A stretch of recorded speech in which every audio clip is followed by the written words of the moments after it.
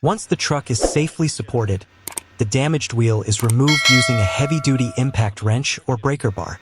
The wheel nuts are loosened in a crisscross pattern to prevent unnecessary stress on the wheel. After the wheel is removed, the mechanic gains full access to the brake drum or brake disc, wheel hub, and axle assembly. If the brake drum is fitted, it is carefully removed to expose the internal brake shoes and wheel hub. Brake components are inspected for cracks, contamination, broken springs, or excessive wear. If necessary, damaged brake parts are removed to prevent further complications during reassembly.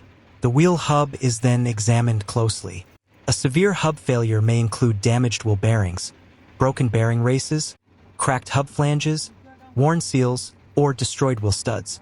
If the hub itself has fractured beyond repair, it must be replaced with a suitable replacement unit. All damaged components are removed carefully, ensuring no metal debris remains inside the axle housing. Emergency roadside repairs demand patience, technical knowledge, and strict attention to safety, ensuring the truck can continue operating reliably until it reaches the workshop for a complete inspection if required.